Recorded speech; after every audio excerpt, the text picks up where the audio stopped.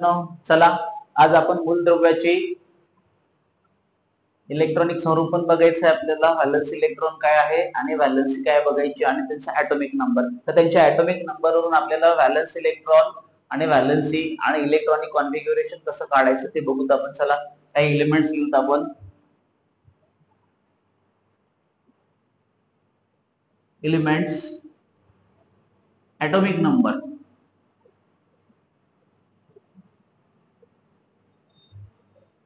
Electronic configuration. त्याच्यानंतर आपल्याला बघायचं व्हॅलन्स इलेक्ट्रॉन आणि लास्ट जी व्हॅलन्सी काय आहे बघायचं आपल्याला. हे म्हणजे एलिमेंट्स आहेत, त्या एलिमेंटच्या ऍटॉमिक नंबर वरून आपल्याला काय बघायचंय, त्यांची valency, valence electron, electronic configuration etcetera. आता फर्स्ट बघू आपण बोरॉन.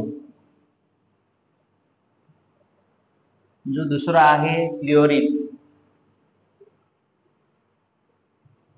तर बोरॉनचा ऍटॉमिक नंबर किती आहे? 5 आहे. फ्लोरीनचा 9 आहे.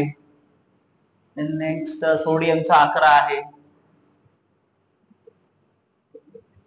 देन मॅग्नेशियमचा 12 आहे.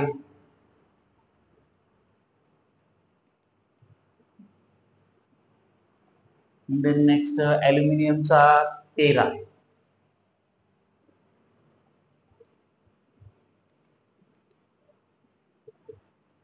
आणि सिक्स्थ सिलिकॉनचा 14.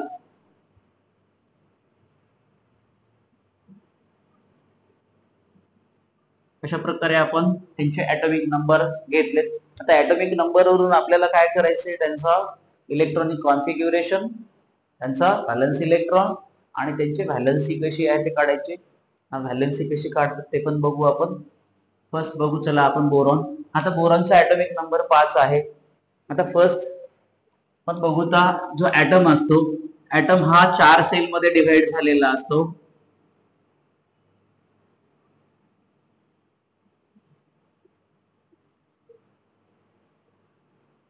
ऍटम हा 4 सेल मध्ये डिवाइड झालेला असतो. के, एल, एम आणि एन.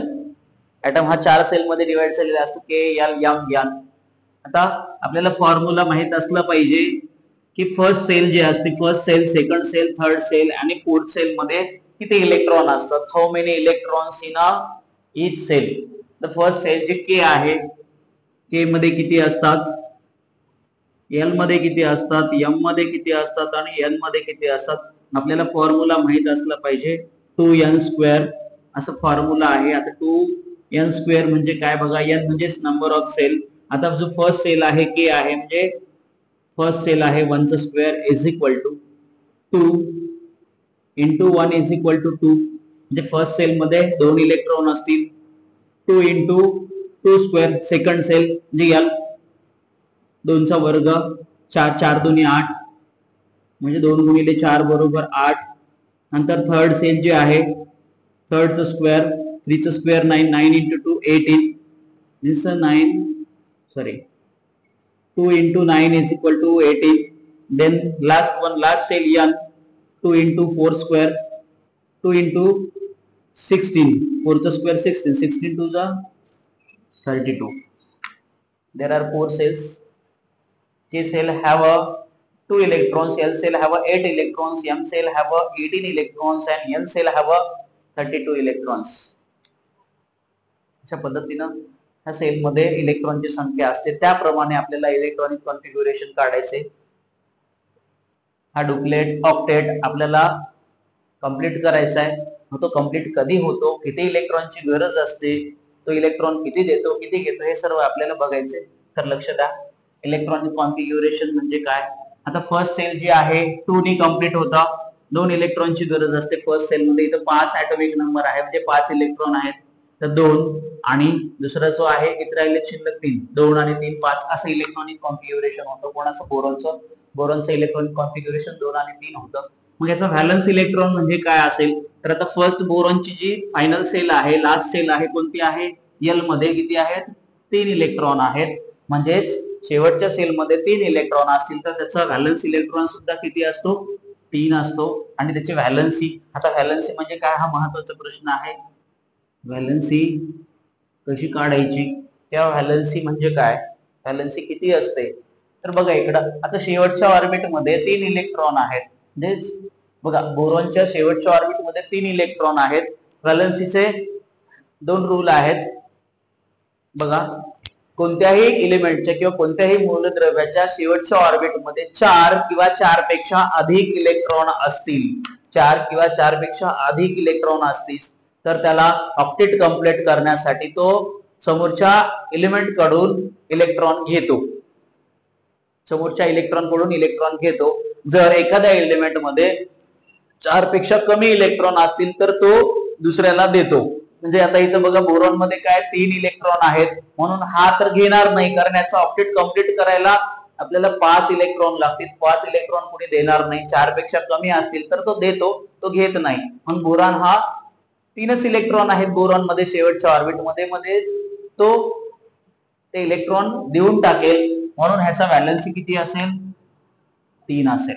ह्याचा व्हॅलन्सी किती असेल, 3 असेल. कारण का बोरॉन कडे 3च इलेक्ट्रॉन आहेत शेवटच्या ऑर्बिट मध्ये, तर तो घेणार नाही तर तो देणार. कारण का 4 पेक्षा कमी इलेक्ट्रॉन असतील तर तो देतो, तो दुसऱ्या मूलद्रव्याकडून इलेक्ट्रॉन घेत नाही. हे झालं बोरॉन. नंतर फ्लोरीन आहे. फ्लोरीन मध्ये 9 आहे, त्याचा ऍटॉमिक नंबर येतो, सॉरी इलेक्ट्रॉनिक कॉन्फिग्युरेशन येतं 2 आणि 7. फ्लोरीनचा इलेक्ट्रॉनिक कॉन्फिग्युरेशन 2 आणि 7 येतं. ह्याचा व्हॅलन्स इलेक्ट्रॉन 7 आहे. आता ह्याची व्हॅलन्सी किती आहे, आता इथं बघा ह्याच्या शेवटच्या ऑर्बिट मध्ये किती आहेत, 7 इलेक्ट्रॉन आहेत. मग ह्याचा ऑक्टेट कंप्लीट करायला त्याला एका इलेक्ट्रॉनची गरज आहे. म्हणजे तो दुसऱ्याकडून घेईल, तो जेवढे घेईल ती त्याची व्हॅलन्सी असेल. तर मग ह्याच्याकडे 7 आहे, त्याचं ऑक्टेट कंप्लीट करायला एकाची गरज आहे. म्हणजे तो एक इलेक्ट्रॉन दुसऱ्याकडून घेईल, म्हणजे त्याची व्हॅलन्सी किती असेल, 1 असेल.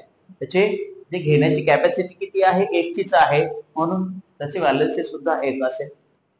देन सोडियम, सोडियम कडे किती आहेत, 11 इलेक्ट्रॉन आहेत. सोडियमचा ऍटॉमिक नंबर 11 आहे, म्हणून त्याच्याकडे 11 इलेक्ट्रॉन आहेत. आता ह्याचं इलेक्ट्रॉनिक कॉन्फिग्युरेशन कसं काढणार, 2 8 आणि 1 असं होईल.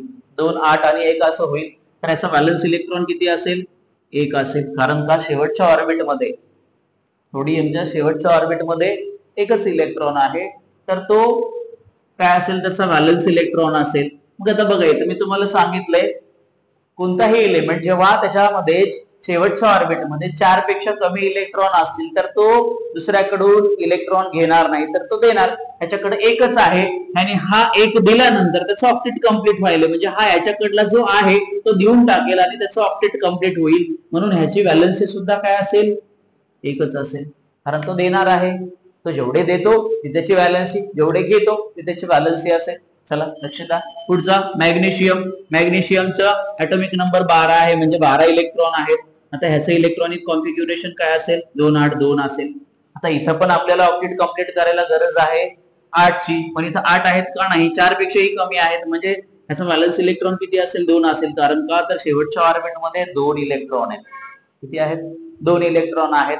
2 इलेक्ट्रॉन असल्यामुळे ह्याचा व्हॅलन्स इलेक्ट्रॉन सुद्धा 2 असेल. आता इथं आपल्याला ऑक्टेट कंप्लीट करायचं, तर ऑक्टेट कंप्लीट करण्यासाठी ह्याला 6 इलेक्ट्रॉन कुणी देणार नाही, कारण ह्याच्याकडे 2च आहेत. कारण पहिलेच मुळात तुम्हाला रूल सांगितलाय मी, 4 पेक्षा अधिक असतील तर तो घेतो, पण 4 पेक्षा कमी आहेत, म्हणजे 4 पेक्षा कमी असतील तर तो त्याच्याकडे आहेत तेवढे देऊन टाकतो आणि त्याचा ऑक्टेट कंप्लीट करतो. म्हणजे हा काय करेल, याच्याकडले 2 इलेक्ट्रॉन देऊन टाकेल, म्हणजे याची व्हॅलन्सी किती असेल, 2 असेल. किती असेल, 2. देन पुढे ॲल्युमिनियम, ॲल्युमिनियमचा ॲटॉमिक नंबर जो आहे तो 13 आहे. त्याचं इलेक्ट्रॉनिक कॉन्फिग्युरेशन काय असेल, 2 8 आणि 3 असेल. इथं पण सेम कंडिशन आहे. बघा इथं ह्याचा व्हॅलन्स इलेक्ट्रॉन 3 असेल, कारण का शेवटच्या ऑर्बिट मध्ये 3 आहेत. परत तेच रूल, 4 पेक्षा कमी असतील तर तो काय करतो, देऊन टाकतो. म्हणून हा काय करेल, ह्याच्याकडले 3 आहेत तो देऊन टाकेल, म्हणजे त्याची व्हॅलन्सी सुद्धा किती असेल, 3 असेल. आणि लास्ट वन जो आहे सिलिकॉन मध्ये 14 आहेत. ह्याचं इलेक्ट्रॉनिक कॉन्फिग्युरेशन काय येतं, 2 8 आणि 4 येतं. 2 आणि 8 10 आणि 4 14 झाले. 2 आणि 8 10 आणि 4 14. म्हणजे आता इथं व्हॅलन्स इलेक्ट्रॉन किती आहे, 4 असेल, जे शेवटच्या ऑर्बिट मध्ये 4 इलेक्ट्रॉन आहेत. आता इथं बघा, आता ह्याच्याकडे 4 आहेत, म्हणजे हा बघा इथं काय असेल, हा देऊही शकतो आणि घेऊही शकतो. याला जर कोणी 4 दिले तर ह्याचा ऑक्टेट कंप्लीट करेल, नाही दिले तरी तो त्याचा ऑक्टेट कंप्लीट करेल. कुणाला? दुसऱ्याला 4 देऊन, म्हणजे तो दुसऱ्याला 4 देऊन त्याचा ऑक्टेट कंप्लीट करेल आणि दुसऱ्याकडून 4 घेऊन सुद्धा त्याचा ऑक्टेट कंप्लीट करू शकतो. म्हणून ह्याची व्हॅलेन्सी सुद्धा किती असेल? 4 असेल. बघा, अशा पद्धतीने आपण त्यांच्या ऍटॉमिक नंबरवरून त्याचं इलेक्ट्रॉनिक कॉन्फिग्युरेशन काढलं, त्यांचा व्हॅलन्स इलेक्ट्रॉन काढला आणि व्हॅलन्सी सुद्धा काढली. तुम्हाला जर हा व्हिडिओ आवडला असेल तर नक्कीच तुम्ही लाईक आणि सबस्क्राईब करा.